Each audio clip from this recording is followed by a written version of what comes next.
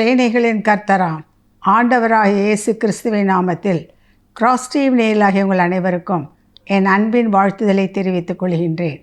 மங்கையர் நேரம் என்ற இந்த நிகழ்ச்சியின் மூலமாய் இந்த நாளிலும் கூட உங்களை சந்திப்பதில் மிகுந்த மகிழ்ச்சி அடைகின்றேன். தேவனாகிய கர்த்தர் இந்த நாள் நிகழ்ச்சியை நமக்கு ஆசீர்வதித்து தரும்படியாய் நம்மையும் இந்த நிகழ்ச்சியையும் ஆண்டவருடைய கரத்திலே நாம் ஒப்பு கொடுத்து ஜெபிப்போமா? தகப்பனே, இதோ இந்த வேளையிலும் கர்த்தாவே, உம்மை தேடி நாடி ஓடி வந்திருக்கிறோம் சுவாமி. ஆம் கர்த்தாவே, உம்முடைய சமூகத்தில் தான் எங்களுக்கு ஆறுதல் உண்டு. உம்முடைய வலது பரிசத்தில் தான் எங்களுக்கு நித்திய பேரின்பம் உண்டு ஆண்டவரே. ஆகவே நாங்கள் அந்த பேரின்ப நதியிலே மூழ்கி திளைப்பதற்கு என் தேவனாகிய கர்த்தர் இப்படிப்பட்டதான தருணத்தை எங்களுக்கு ஆயத்தப்படுத்தி கொடுத்திருக்கிறீர். உமக்கு ஸ்தோத்திரம். இதை நாங்கள் முழுவதுமாய் பிரயோஜனப்படுத்தி கொள்ள எங்கள் ஒவ்வொருவருடைய உள்ளத்தையும் நீர் திறந்து கொடுக்கும்படியாய் ஜெபிக்கிறேன். பரிசுத்த ஆவியானுடைய ஆளுகைக்குள்ளாக ஒப்பு கொடுக்கிறோம். உம்முடைய குரலை கேட்கட்டும்.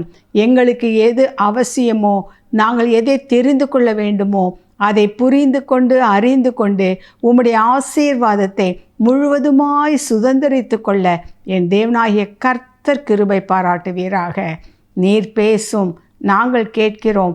மீட்பர் இயேசு கிறிஸ்துவின் மூலம் பிதாவே, ஆமென். நாம் இன்றைக்கு தியானிக்கும்படியாக எடுத்துக்கொண்ட வேத வசனம் சங்கீதம் 115 9வது வசனம். இஸ்ரவேலே, கர்த்தரை நம்பு, அவரே அவர்களுக்கு துணையும் அவர்களுக்கு கேடகமுமாயிருக்கிறார். காரணம் என்ன? அதே அதிகாரத்தில் தொடர்ந்து வாசித்தோம் என்று சொன்னால் 13வது வசனம் சொல்கிறது, கர்த்தருக்கு பயப்படுகிற பெரியோரையும் சிறியோரையும் அவர் ஆசீர்வதிப்பார். கர்த்தர் உங்களையும் உங்கள் பிள்ளைகளையும் வர்த்திக்க பண்ணுவார். வானத்தையும் பூமியையும் படைத்த கர்த்தராலே நீங்கள் ஆசீர்வதிக்கப்பட்டவர்கள். கிறிஸ்துவுக்குள் பிரியமானவர்களே, இதை விட ஒரு பெரிய ஆசீர்வாதம், ஒரு பெரிய நன்மையான காரியம் இந்த உலகத்தில் யாரும் கொடுக்கவும் முடியாது, யாரும் பெற்று அனுபவிக்கவும் முடியாது. அவர் கொடுத்தால் ஒழிய நம்மால் அதை அனுபவிக்க முடியாது. அதை கொடுக்கக்கூடிய ஒரே நபர் யார்? கர்த்தராகிய இயேசு கிறிஸ்து மாத்திரமே. ஏனென்றால் வேதம் சொல்லுகிறது, அவருக்கு பயப்படுகிற பெரியோரையும் சிறியோரையும் ஆசீர்வதிப்பார். அவர் உங்களையும் உங்கள் பிள்ளைகளையும் வர்த்திக்க பண்ணுவார். நாம் கர்த்தரிடத்தில் விசுவாசமாய் இருக்கின்ற காரணத்தினால், நாம் அவரை நம்புகின்ற காரணத்தினால், நாம் மாத்திரமல்ல, நம்முடைய குடும்பமும் நம்முடைய சந்ததியும் அதனால் ஆசீர்வதிக்கப்பட்டிருக்கும். ஏனென்றால் வானத்தையும் பூமியையும் படைத்த கர்த்தராலே, இந்த வானமும் சரி பூமியும் சரி அதில் உண்டானவைகள் யாவும் கர்த்தரால் உண்டானவைகள், கர்த்தரால் படைக்கப்பட்டவைகள். அவைகள் எல்லாம் கர்த்தருடையது. ஆகவே அவர் உரிமையாளராக இருக்கின்ற காரணத்தினால் அவர் யாருக்கு கொடுக்க சித்தமுள்ளவராக இருக்கின்றாரோ அவர்களுக்கு அவர் கொடுப்பார். யாருக்கு கொடுப்பார்? அவருடைய பிள்ளைகளுக்கு. யார் அவருடைய பிள்ளைகள்? அவரை நம்புகிறவர்கள் அவர்களுடைய பிள்ளைகள். எனவே தான் வேத வசனத்திலே நாம் பார்க்கின்றோம், சங்கீதக்காரன் சொல்கின்றான், இஸ்ரவேலே, கர்த்தரை நம்பு. ஏனென்றால் அவர்தான் வானத்தையும் பூமியையும் அதில் உள்ள சகலத்தையும் உண்டாக்கினவர். வானமும் பூமியும் அவருடையது, கடலும் அதை சார்ந்தவைகளும் கர்த்தருடையவை, அனைத்தும் அவருடையது. ஏனென்றால் அவர்தான் எல்லாவற்றையும் படைத்தவர். யாருக்கு கொடுக்க சித்தமாயிருக்கிறாரோ அவர்களுக்கு கொடுப்பார். யாரை ஆசீர்வதிக்க விரும்புகிறாரோ அவர்களை ஆசீர்வதிப்பார். இங்கே அந்த ஆசீர்வாதத்தை பெற்றுக்கொள்வதற்கு நாம் செய்ய வேண்டிய ஒரே ஒரு காரியம் என்ன தெரியுமா? இந்த சர்வ வல்லமையுள்ள தேவனை, வானத்தையும் பூமியையுமே படைத்த சர்வ வல்லமையுள்ள தேவன் என் குடும்பத்தை கட்டாமல் இருப்பது எப்படி? என் தொழிலை கட்டாமல் இருப்பது எப்படி? என் பிள்ளைகளை ஆசீர்வதிக்காமல் இருப்பது எப்படி? கொஞ்சம் நாம் யோசித்து பார்க்க வேண்டும். எனவே தான் சங்கீதக்காரன் சொல்கின்றான், இஸ்ரவேலே. இஸ்ரவேலர் என்றால் யார்? தேவனால் தெரிந்து கொள்ளப்பட்டவர்கள், நீங்களும் நானும் தான். நம்மை பார்த்து சங்கீதக்காரன் சொல்லுகின்றார், நீ கர்த்தரை நம்பு, கர்த்தரை நம்பு. அவர்களுக்கு துணையும் அவர்களுக்கு அவர் கேடகமுமாயிருக்கிறார். இவ்வளவு நல்ல அர்த்தமுள்ள உறுதியான வாக்குத்தத்தம் நமக்கு இருக்கும் பொழுது நாம் கலங்கி போகின்றோமே, திகைத்து போகின்றோமே, நிம்மதி இழந்து போய் காணப்படுகின்றோமே, ஒரு கலக்கத்தோடு ஒரு வாழ்க்கை வாழ்ந்து கொண்டிருக்கின்றோமே, ஒரு சலிப்பான ஒரு வாழ்க்கை. இதற்கெல்லாம் காரணம் என்ன தெரியுமா? இப்படிப்பட்டதான ஆண்டவருடைய வார்த்தைகளை நாம் நம்முடைய உள்ளத்திலே வைப்பதற்கு பதிலாக ஆண்டவருடைய இப்படிப்பட்டதான வாக்குத்தத்தங்களை நாம் நம்முடைய செவிகளிலும் நம்முடைய அறிவிலும் அதை வைத்து கொள்வதற்கு பதிலாக உலக பிரகாரமான செய்திகளையும் உலக பிரகாரமான மனிதர்களுடைய வார்த்தைகளையும் நாம் கிரகித்து கொள்கின்றோம். அதையே பார்க்கின்றோம், அதையே கேட்கின்றோம், அதையே நினைக்கின்றோம். எனவே தான் நிம்மதி இழந்த ஒரு வாழ்க்கை வாழ்ந்து கொண்டிருக்கின்றோம். ஆக இன்றைக்கு கர்த்தர் நமக்கு ஒரு காரியத்தை திட்டமாய் சொல்ல விரும்புகின்றார். ஒரு சின்ன உதாரணத்தை அதன் மூலமாக நாம் இந்த சத்தியத்தை விளங்கி கொள்ளும்படியாக உங்களுக்கு சொல்ல விரும்புகின்றேன். ஒரு சிறிய காடு, மரங்களும் செடிகளும் கொடைகளும், அதே போல் அந்த குளம் குட்டை என்றெல்லாம் சொல்வார்கள் அல்லவா. பெரிய அளவிற்கு குளம் இல்லை என்றாலும் ஆங்காங்கே குட்டைகள், சின்ன அளவில் தண்ணீர் தேங்கி இருக்கும். அப்படிப்பட்டதான ஒரு இடம். அந்த இடத்துல நிறைய பறவை, பெரிய மிருகங்கள் எல்லாம் அங்கே இருக்காது. பறவைகள் இருக்கும், அந்த பாம்புகள் இருக்கும், தவளைகள் இருக்கும், குருவிகள் இருக்கும். இப்படிப்பட்டதான விலங்குகள் எல்லாம் அங்கே காணப்படுகின்றது. அதில் அந்த சின்ன இடத்துல, அந்த சின்ன காடுகளுக்குள்ள ஒரு இடம் இருக்குது. அது சின்ன குட்டைகள் என்று சொல்வார்கள் அல்லவா, சின்ன சின்ன அளவில் தண்ணீர் தேங்கி இருக்கின்ற இடம். அதற்கு மத்தியில் ஒரு பள்ளம் இருக்குமா. பள்ளம் என்று சொன்னால் நமக்கு அது ஒரு பெரியதாக இருக்கு.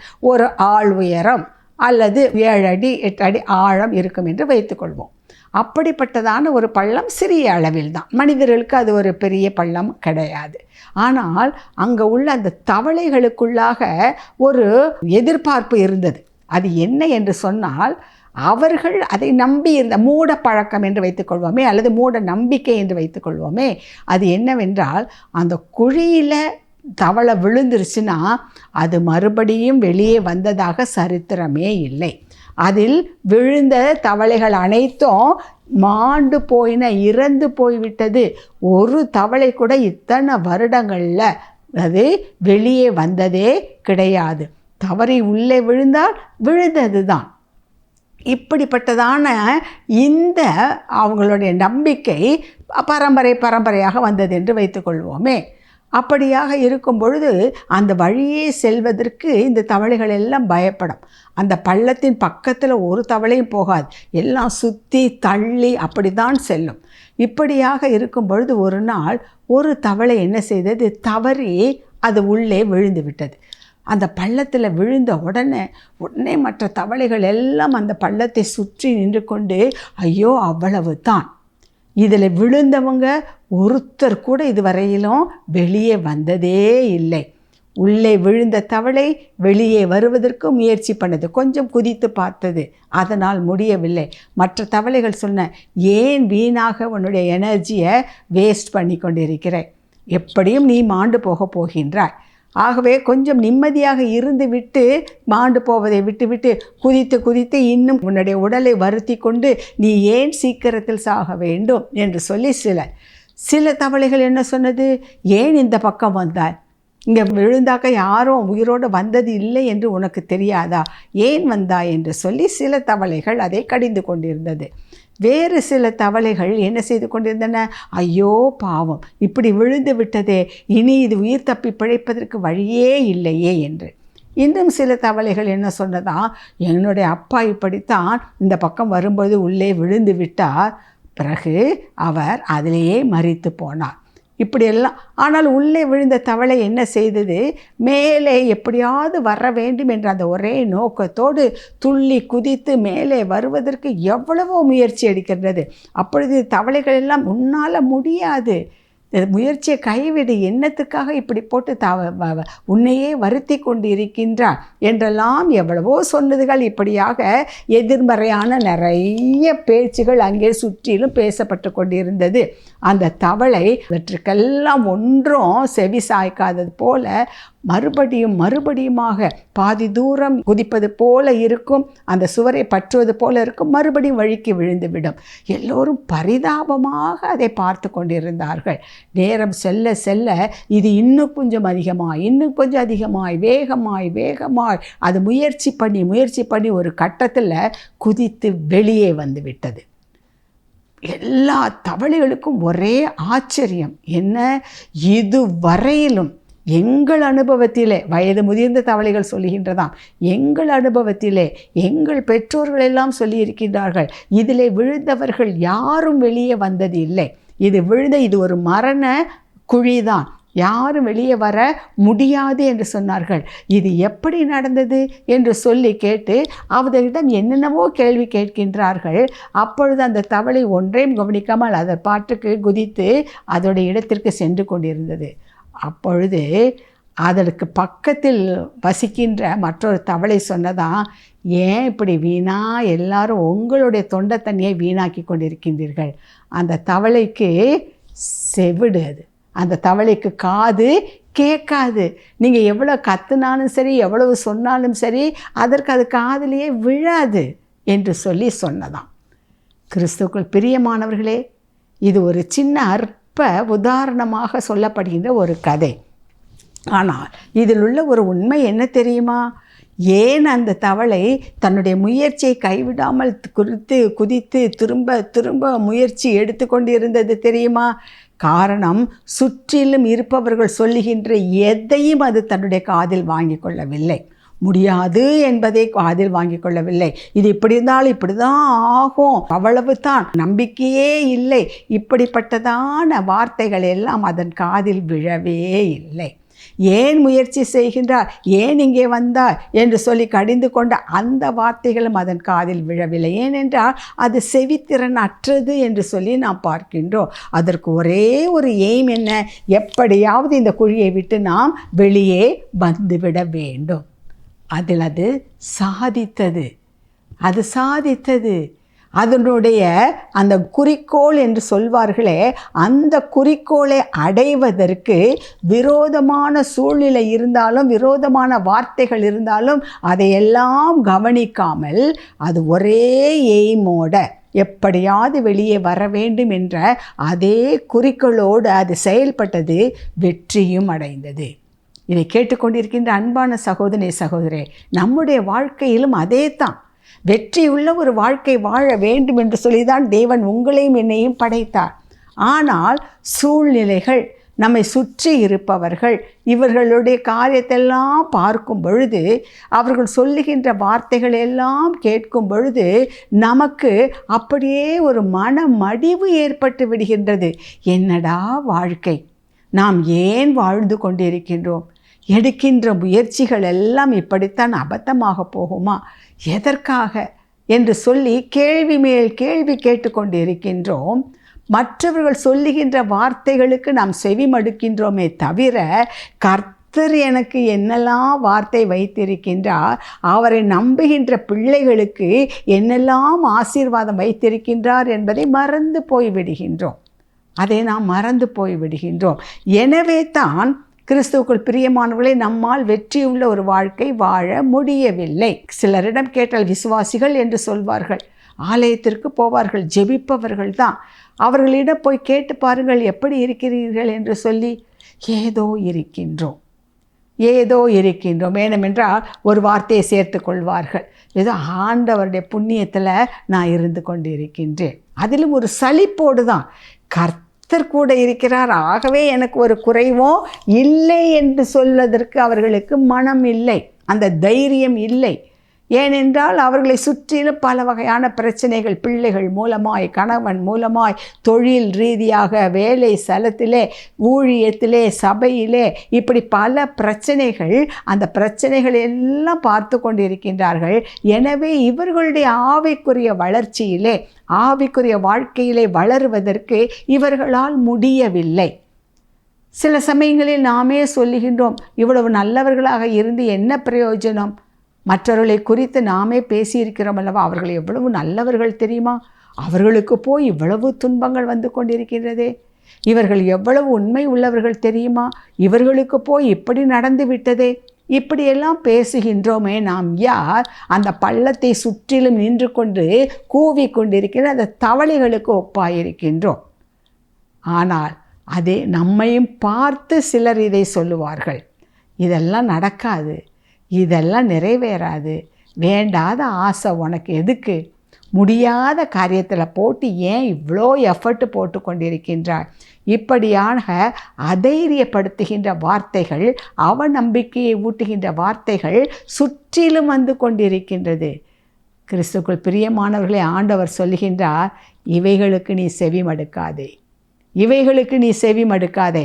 எப்படி அந்த தவளைக்கு அந்த செவித்திறன் இல்லாமல் தன்னுடைய குறிக்கோளை மட்டும் நினைத்து கொண்டு அது செயல்பட்டு வெற்றியை கண்டதோ, அதே போல கிறிஸ்துவுக்குள் ஒரு தீர்மானத்தை எடுத்து கர்த்தரை நம்பி இருக்கின்றேன், அவர் என்னை ஆசீர்வதிப்பார், அவர் என்னை உயர்த்துவார், அவரால் கூடாத காரியம் ஒன்றும் இல்லை என்று சொல்லி எல்லா எதிர்மறையான சொற்களுக்கும் நீங்கள் செவி மடுக்காமல் இருப்பீர்கள் என்றால், காது கொடுத்து கேட்காமல் இருப்பீர்கள் என்றால், நிச்சயமாக உங்கள் வாழ்க்கையிலே நீங்கள் முன்னேறுவீர்கள்.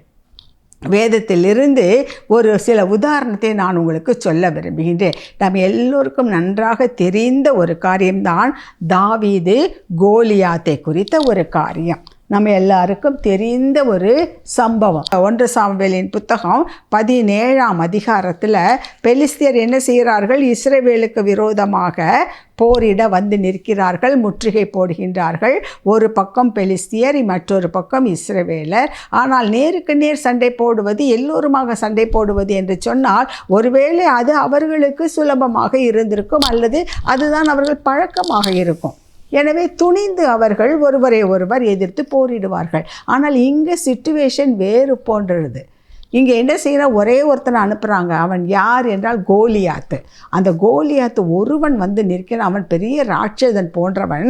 அவனை குறித்து வேதம் சொல்லுகிறது. 1 சாமுவேலின் புத்தகம் 17ஆம் அதிகாரத்தில் 4வது வசனத்தில் சொல்லப்பட்டிருக்கிறது, அவன் உயரம் 6 முழமும் 1 ஜானுமா. 6 முழமும் 1 ஜானும். அது இல்லாமல் அதுக்கு மேலே அவன் ஒரு வெண்கல சீராவை போட்டு இருப்பான். கவசம், அந்த கவசம் மட்டும் 5000 சேக்கலாலான வெண்கலமாக இருக்கும். அப்போ எவ்வளோ பெரிய, சொல்லுவோம்ல ஜைஜான்டிக் ஃபிகர் என்று சொல்லி, பெரிய ராட்சதன். அந்த கவசம் மட்டும் 5000 சேக்கலாக இருக்குமா. அதே போல் அவன் வைத்திருக்கின்ற ஈட்டியின் நுனி இருக்கின்றதல்லவா, அது 600 சேக்கல் இரும்பாயிருக்குமா. அப்படி என்றால் அவனுடைய உயரம், அவனுடைய பலன், அவனுடைய பராக்கிரமம், அவனுடைய தைரியம் எல்லாவற்றையும் பாருங்கள். அவன் வந்து நின்றுட்டு சொல்கிறான், நாங்கள் பெலிஸ்தியர்லேருந்து நான் ஒருத்தன் வந்து நிற்கிறேன், அதே போல் இஸ்ரவேலிலிருந்து ஒருத்தன் வந்து நில்லு, நாங்கள் ஒருத்தருக்கு ஒருத்தர் வந்து ஒண்டிக்கு ஒண்டி என்று சொல்வார்கள் அல்லவா, ஒருவரை ஒருவர் எதிர்த்து போரிடுவோம். யார் ஜெயிக்கின்றானோ அந்த நாட்டிற்கு தோற்று போனவனுடைய நாடு, அந்த அரசன் எல்லாரும் அவர்களுக்கு அடிமைகளாக வேண்டும். ஒருவேளை நான் தோற்று போனால் பெலிஸ்தியர் அனைவரும் இஸ்ரவேலருக்கு அடிமைகள் ஆவார்கள். இதுதான் அவன் கொடுக்குற சேலஞ்சு. 40 நாள் அப்படியாக வந்து நின்று அவன் சவால் விட்டு கொண்டிருக்கின்றான். இவர்களால் ஒன்றும் செய்ய முடியவில்லை. பயம். அவ்வளோ பெரியவனிடம், பெரிய பராக்கிரமன் என்று சொல்லக்கூடிய சவுலே போய் நின்றாலும் அவனுடைய இடுப்பளவிற்கு கூட சவுல் இருக்க மாட்டான். அப்படிப்பட்ட பராக்கிரமம். ஆக அவனுடைய ஃபிகர் எப்படி இருக்கிறது என்றால் நெருங்குவதற்கே பயங்கரமானது. பராக்கிரமம், அவ்வளவு தைரியசாலியாக இருக்கின்றான். அவனுடைய ஆயுதங்கள் எல்லாம் மற்றவர்கள் ஒரு 10 பேர் சேர்ந்தால் கூட ஒரு ஆயுதத்தை பிடித்து கொண்டு வர முடியாது. இப்படிப்பட்டதானது சவுலே பயந்து கொண்டு இருக்கின்றான். அப்பொழுதுதான் அங்கே தங்களுடைய சகோதரரை பார்க்கும்படி தாவீது வருகின்றார். தாவீது என்ன சூழ்நிலையை கேட்கும் பொழுது அவர்கள் இப்படியாக சொல்கின்றார்கள். உடனே தாவீது என்ன சொல்கின்றான்? சவுலிடம் போய் நான் அவனை மேற்கொள்வேன். எல்லாரும் சொல்கிறாங்க, ஐயோ நீ சின்ன பையன். இதுதான் மற்ற தவளைகள்லாம் சொல்வது போல், நீ சின்ன பையன், நீ இளைஞன், உனக்கு யுத்தத்தை பற்றி ஒன்றுமே தெரியாது, ஒரு ஆயுதத்தை கையில் எடுக்கக்கூட தெரியாது, அவனுடைய விரல் நுனி அளவு கூட நீ இருக்க மாட்ட. அவன் எவ்வளோ பெரியவன் தெரியுமா, பராக்கிரமசாலி தெரியுமா, யுத்த வீரன் தெரியுமா, நாங்களே இப்படி பயந்து கொண்டு இருக்கும் பொழுது நீ எப்படி போவாய்? இதெல்லாம் சுற்றிலும் இருக்கின்ற தவளைகள் பேசிக்கொண்டது போல் அவர்கள் எல்லோரும் தாவீதிடம் சொல்கின்றார்கள். ஆனால் அந்த குழியில் விழுந்த அந்த செவிட்டு தவளை ஒன்றே காதில் வாங்கலல்ல, அதே போல் இவன் அதையெல்லாம் ஒன்றையும் அசட்டை பண்ணி எல்லாவற்றையும் அவன் எதற்கும் முக்கியத்துவம் கொடுக்காமல் சவுலிடம் செல்கின்றான். சென்று அவர் சொல்கின்ற ஒரு காரியம் பாருங்கள். 1 சாமுவேலின் புத்தகம் 17ஆம் அதிகாரத்தில் 34 வாசித்து பார்த்தோம் என்றால், தாவீது சவுலை பார்த்து, உம்முடைய அடியான் என் தகப்பனுடைய ஆடுகளை மேய்த்து கொண்டிருக்கும் போது ஒரு விசை ஒரு சிங்கமும் ஒரு விசை ஒரு கரடியும் வந்து மந்தையில் இருக்கிற ஒரு ஆட்டை பிடித்து கொண்டது. நான் அதை தொடர்ந்து போய் அதை அடித்து அதை அதன் வாய்க்கு தப்புவித்தேன். அது என்மேல் பாய்ந்த போது நான் அதன் தாடியை பிடித்து அதை அடித்து கொன்று போட்டேன். இதுதான் நான் முக்கியமாக சொல்ல வேண்டிய ஒரு காரியம். பாருங்க, 1 சாமுவேல் 17ஆம் அதிகாரம் 36ல் அந்த சிங்கத்தையும் அந்த கரடியையும் உம்முடைய அடியானாகிய நான் கொன்றேன். விருத்த சேதனம் இல்லாத இந்த பெலிஸ்தனும் அவைகளில் ஒன்றை போல இருப்பான். ஏன்னா அவன் ஜீவனுள்ள தேவனுடைய சேனைகளை நிந்தித்தானே என்றான். பின்னும் 37, தாவீது, என்னை சிங்கத்தின் கைக்கும் கரடியின் கைக்கும் தப்புவித்த கர்த்தர் இந்த பெலிஸ்தனுடைய கைக்கும் தப்புவிப்பார் என்றான். அப்பொழுது சவுல் தாவீதை பார்த்து, போ, கர்த்தர் உன்னுடனே கூட இருப்பாராக என்றான். கிறிஸ்துவுக்குள் பிரியமானவர்களே, எல்லாரும் சொல்லியிருந்ததுன்னா, அவன் பெரிய யுத்த வீரன், ராட்சதன், உனக்கு ஒன்றும் தெரியாது, நீ சின்ன பையன், ஆயுதம்னா என்னன்னு தெரியாது, எதுவுமே எல்லாம் நெகட்டிவ் நெகட்டிவ் நெகட்டிவ், எதிர்மறை எதிர்மறை எதிர்மறை.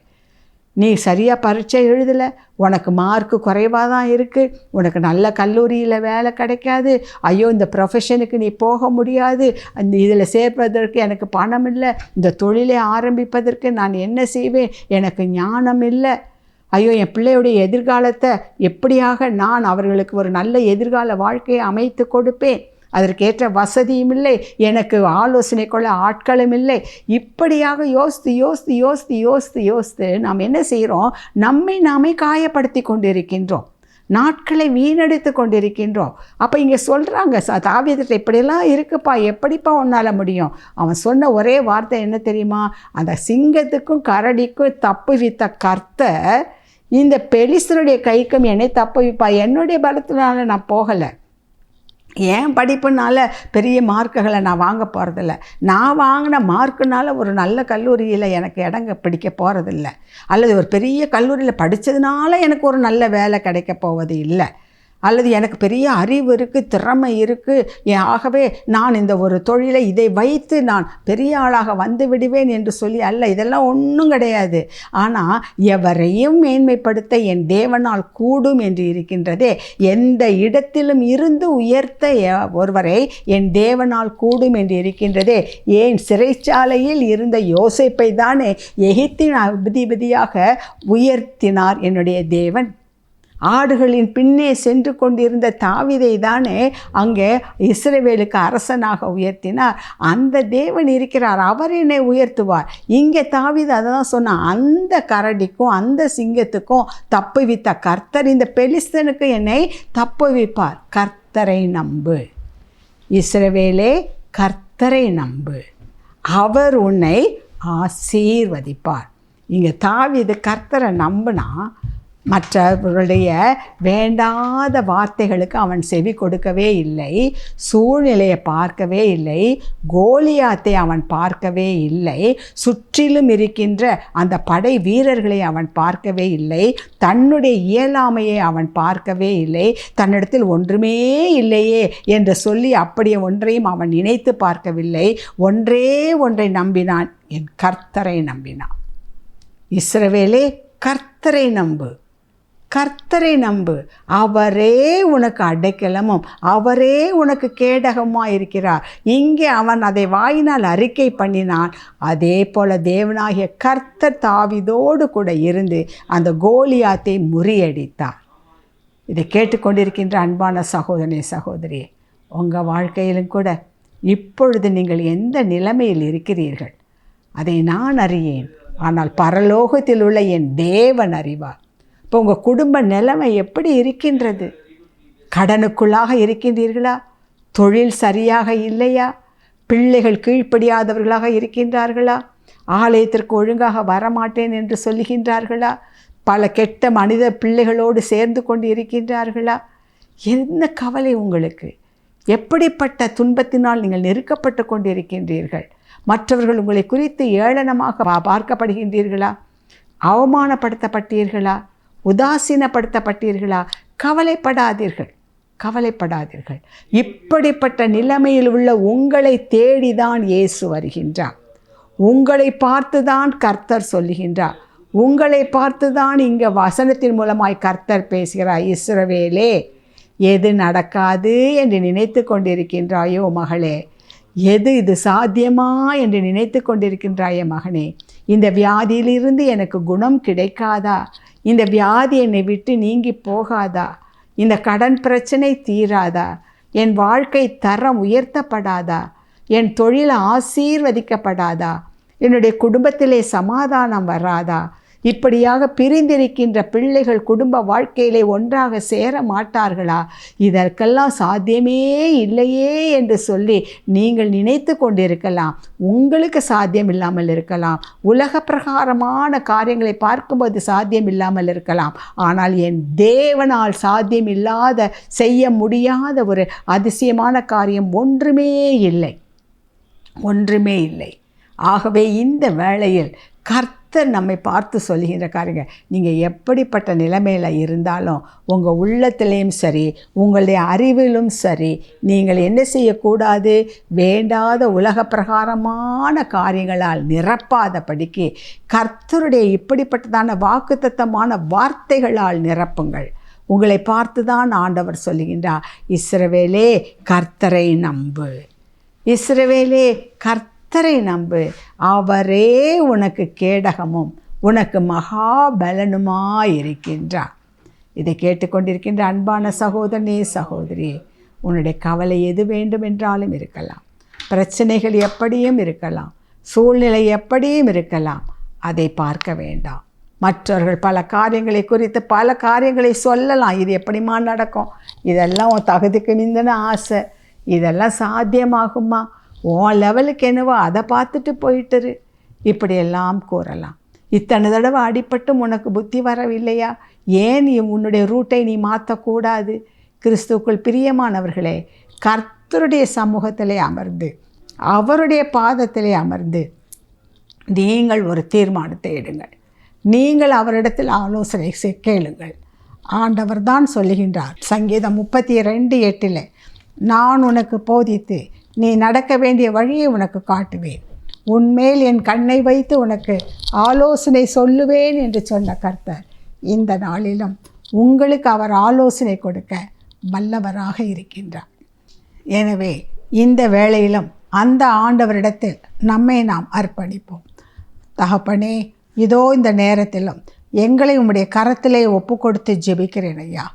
உலகத்தின் சப்தங்கள் எங்களுக்கு வேண்டாம், மனிதர்களுடைய சப்தங்கள் வேண்டாம். உம்முடைய சப்தத்தை கேட்கட்டும், உம்முடைய குரலை நாங்கள் கேட்கட்டும். நீர் சொல்லுகின்ற காரியத்தை நாங்கள் உற்று கவனிக்கட்டும் சுவாமி. இந்த வசனத்தில் சொல்லப்பட்டது போல நாங்கள் உண்மையே நம்பி இருக்கின்றோம்.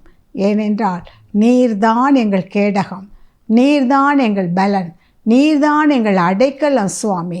நாங்கள் உண்மையே நம்பி இருக்கிறபடியால் நீர் எங்களை உயர்ந்த அடைக்கலத்தில் வைப்பீர் ஆண்டவரே.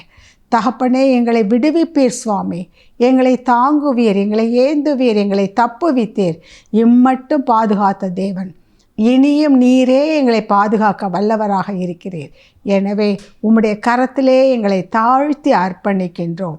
அந்த தாவீதுக்குள் இருந்த அந்த ஒரு வைராக்கியம், அந்த தாவீதுக்குள் இருந்த உம்மை குறித்த ஒரு பக்தி ஆண்டவரே, ஒரு நம்பிக்கை, ஒரு விசுவாசம் எங்களுக்குள்ளும் வரட்டும். தேவனாகிய கர்த்தர் தாவீதோடு கூட இருந்தார், அவன் நாளுக்கு நாள் விருத்தி அடைந்தான் என்று பார்க்கின்றோமே.